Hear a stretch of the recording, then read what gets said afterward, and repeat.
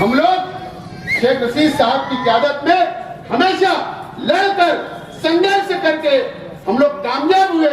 हमारा तो ये मानना है कि मारे मरद, मार खाए मरद और भागे मरद, लेकिन रेंगते हुए नहीं जाएंगे। केरल की तरह रेंगते हुए कभी नहीं जाएंगे। आपका वेकार हमेशा जिंदा रखने का काम करेंगे। बहुत बहुत शुक्रिया।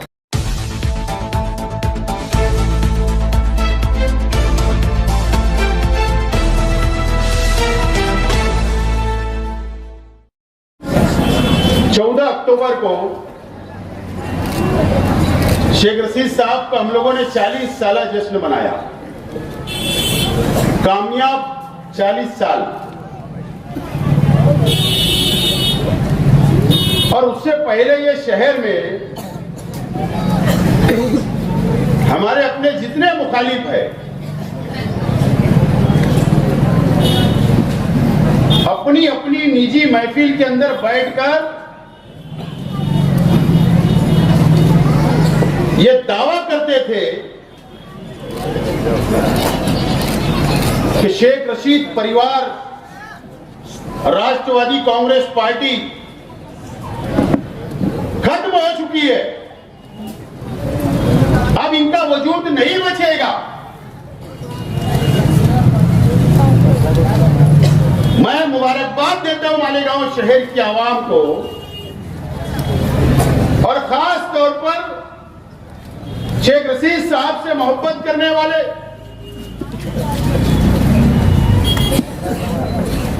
40 साल।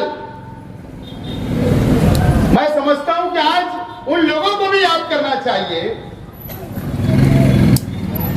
जो शेख रशीद साहब के जब सियासी सफर शुरू हुआ तो आज उस जमाने के लोग आज दुनिया में नहीं है। अल्लाह उनकी मगफरत करे, उनको भी याद करना चाहिए। कुछ लोग हयात है, उनको भी मुबारकबाद देना चाहिए। काउंसिलर से लेकर एमएलए तक और एमएलए से लेकर मेयर तक का सफर जो कामयाब रहा और ये शहर की आवाम ने 14 अक्टूबर को ये साबित कर दिया कि शेख रशीद साहब का 40 साल सफर अभी रुका नहीं, बल्कि बहुत साल अभी इंशाअल्लाह आगे जाने वाले।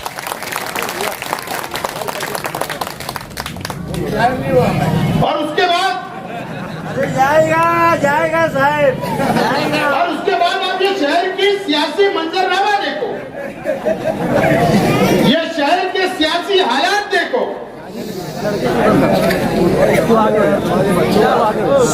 शहर के एमएलए को पहली मर्तबा अपने इच्छुक उम्मीदवारों को बोलना पड़ा। पहली मर्तबा जो लोग हम पर इल्जाम लगाते थे कि जलसा कामयाब करने के लिए हम लोग डेगे चलाते हैं, तो इस मर्तबा शहर के एमएलए को उनका जलसा कामयाब करने के लिए भी इलाकेवार इन्होंने डेगे चलाई और गुजारिश की कि जलसे को कामयाब। और उम्मीदवार को बोला गया अगर तू 500 लोग नहीं लाएगा तो तेरा टिकट कट।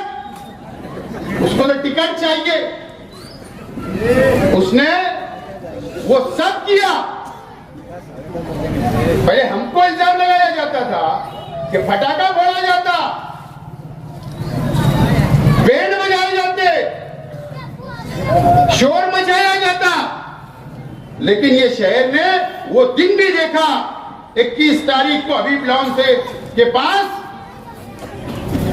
जो शहर के एमएलए के वर्कर फटाखा भी फोड़े, जुलूस भी निकाले, बैंड भी बजाए। ये नौबत आ गई कि उनका जलसा कामयाब करने के लिए सड़कों पर उतरना पड़ा उनको। उसके बाद 8 दिन नहीं हुए, आज जनता दल को भी अपनी वजूद बताने के लिए शहर की आवाम को कि नहीं, राष्ट्रवादी का जलसा हजारों की तादाद में हुआ तो हम अभी बाकी है ये शहर के अंदर एमएलए को भी साबित करना पड़ रहा और जनता दल को भी साबित करना पड़ रहा। ये मंजरनामा है शहर का, ये सियासी सूरत हाल बन रही है। मुफ्ती मोहम्मद इस्माइल कासमी साहब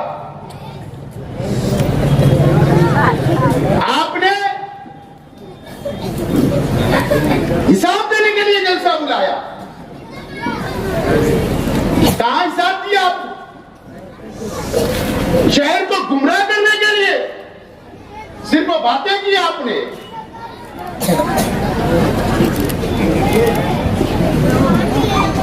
आपने फला फला किधर किधर तकरीर की, भौकलाई हुई तकरीर की, और आखिरी में बोल दिया कि गेट के ऊपर पंपलेट बट रहे, उसके अंदर लिखा हुआ है।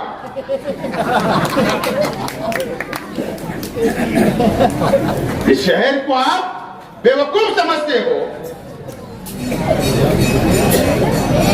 तुमने कहा कि मैंने 10 करोड़ रुपया लाया सरकार से, वो भी झूठ बोल रहे हो आप। तुम्हारे में तो इतनी काबिलियत नहीं है कि आप 100% गिरान का 10 करोड़ रुपया लाकर शहर के अंदर तामीरी काम बताते। आपने तो यही कारपोरेशन के भरोसे 70% सिर्फ आपने गिरान लाई, 30% कारपोरेशन को मिलाना पड़ रहा वो काम के लिए। उसके बाद भी आज भी वो काम जमीन के ऊपर नहीं है, आप उसका भी हिसाब दे रहे हो।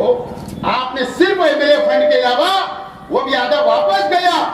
आपने कुछ ये शहर को नहीं दिया, कोई तामीरी काम नहीं किया, तुम नाकाम हो, ये शहर जान चुका है।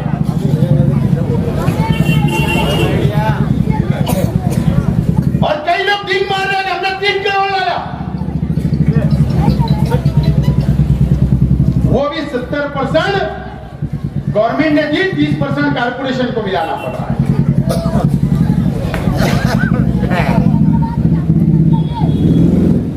ये शहर को आप बेवकूफ बना रहे हो। आपने बहुत इल्जाम लगाया, मुझे बहुत ज्यादा बोलना नहीं है। आप पुलिस को धमकी दे रहे हो। आप पुलिस को धमकी नहीं दे रहे थे। आप इस शहर के 2 नंबर धंधे वालों को हफ्ता वसूली करने के लिए, उनसे हफ्ता मांगने के लिए आपने वहां पर उनको डराने का काम किया है। आप इतने पालसा नहीं हो, आप इतने दूध के धोए हुए नहीं हो।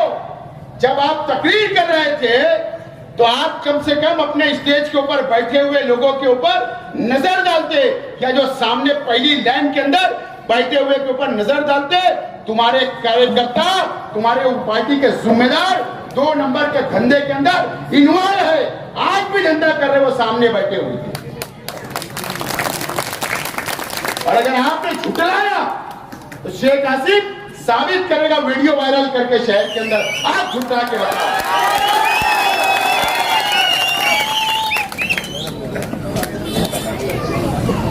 आप सिर्फ उन लोगों को दम देकर हफ्ता वसूली की चक्कर में हो। एक ठंडी बुआ ने भी कुछ भी मामा मामा क्या क्या बोलने लगाई, पता है ना, ठंडी बुआ।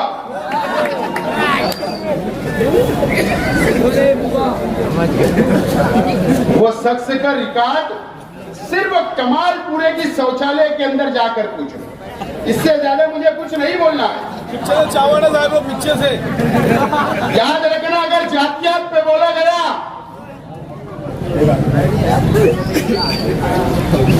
तो कमालपुरे के अंदर जलसा लेकर तुम्हारा जवाब दिया जाएगा। अगर जातियात पे बोला गया तो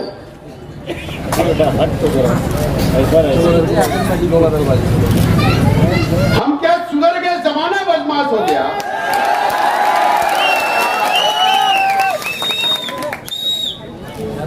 आपको नंगा कर दिया जाएगा, नंगा। ये राष्ट्रवादी के ऊपर इल्जाम लगाने से पहले चंदा खा के हम बड़ा नहीं हुए। आज भी चंदा जमा किया जाता। याद रखना, मैं आज वार्निंग दे रहा हूं। और बिजली कंपनी के ताल्लुक से मुफ्ती इस्माइल साहब, आपने कंपनी से सुपारी लेकर हमारी तहरीक को डायनामेट करने का काम किया है। आपको तो सीएम बुला लेता है गाड़ी के अंदर बैठने के लिए, लेकर रद्द करवा दो। और वो भी गलत बात है। आज जब चर्च के सामने पुलिस क्वार्टर का उद्घाटन हो रहा था, आप मोटरसाइकिल पर पहुंचे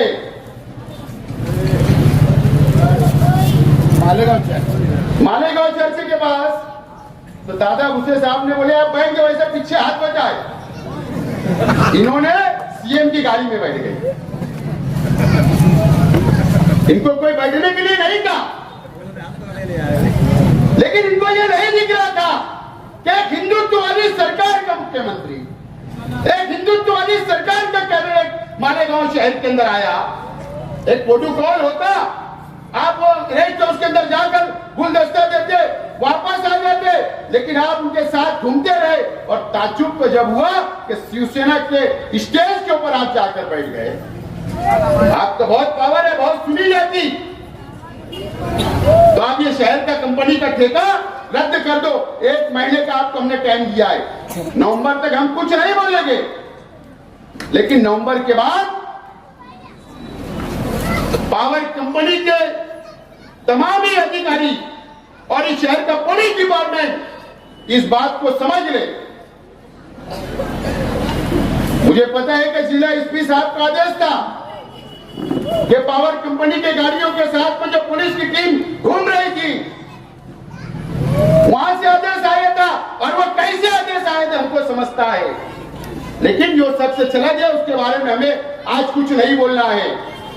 लेकिन ये जिले के नए पुलिस ऑफिसर जो एसपी आए हैं और जो यहाँ के डीवाईएसपी साहब आए हैं, हम उनसे गुजारिश करते हैं कि पावर कंपनी जो जुल्म कर रही है, आप जुल्म का साथ नहीं दोगे, ऐसी उम्मीद हमें है। बहरहाल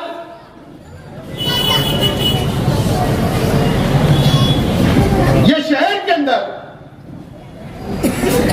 ये समझ में नहीं आ रहा कि महागठबंधन के अंदर इतनी तनाव क्यों है। अरे इतनी जिल्लत मुफ्ती मोहम्मद इस्माइल कासमी साहब ने इन लोगों की इतनी जिल्लत, इतनी बेइज्जती कि उनके बैनर पे इनको फोटो भी जगह नहीं मिली इन लोगों को। इतनी बेइज्जती करने के बाद फिर भी यही बोल रहे हैं कि टूटे भी नहीं और जुड़े भी नहीं। हमको बोलना नहीं है, हमारी मजबूरी नहीं है, हमको उनके खिलाफ बोलना नहीं है, हम आज भी चाहते गठबंधन हो जाए। इस तरीके के बयान आते रहे और एक दूसरे के खिलाफ को बोलते जा रहे हैं। असल में अलग अलग होने का फैसला मर्द लोग लिया करते हैं, मर्द लोग।